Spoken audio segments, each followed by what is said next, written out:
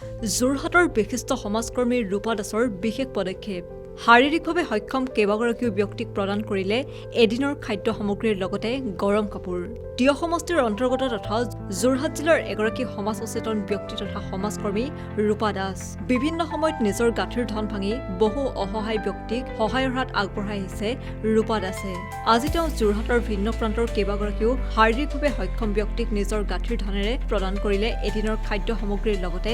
গৰম কাপোৰ ৰূপা দাসৰ এই কাৰ্যক ভূয়সী প্ৰশংসা কৰিলে সচেতন মহলে প্ৰথমে মই সাংবাদিক বন্ধুসকললৈ মই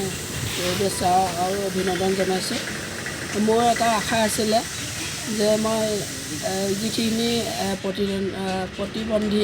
সেইসকলক মোৰ মৰম অকণমান যাচিম বুলি মই মনতে ভাবি আছিলোঁ যোৱা বছৰৰ পৰা আৰ্থিক সত্যম্বৰ প্ৰাঞ্জল বৰা ডাঙৰীয়াক মই তেখেতক জনাইছিলোঁ তেখেতে মোক এইখিনি সহায় কৰি দিছে যথেষ্টখিনি সহায় কৰিছে তেখেতলৈ মোৰ ধন্যবাদ থাকিল আৰু আগন্তুক দিনত যাতে মই আগুৱাই যাব পাৰোঁ তাৰে কামনা কৰিছোঁ সকলোকে মোৰ ভক্তিভাৱ সেৱা জনাই মই দুআষাৰ সামৰণি মাৰিছোঁ আচলতে আজি কেইটামান দিনৰ আগতে সমাজকৰ্মী শ্ৰদ্ধাৰ ৰূপা দাস বাইদেৱে মোক এটা কথা অৱগত কৰিছিলে যে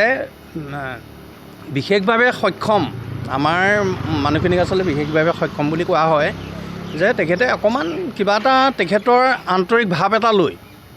যে তেখেতে সমাগত কিবা এটা ভাৱ এটা কৰিছে সেই ভাৱ এটা লৈ তেখেতে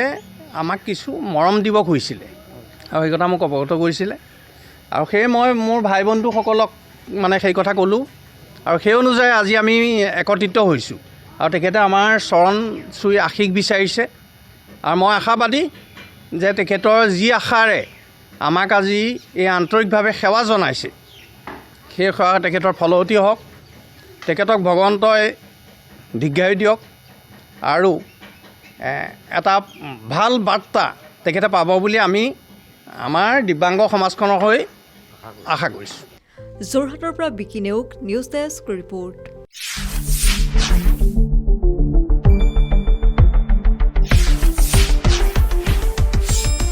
শুদ্ধ আৰু বিস্তৃত বাতৰিৰ বাবে চাই থাকক নিউজ ডেস্ক ৰিপৰ্ট।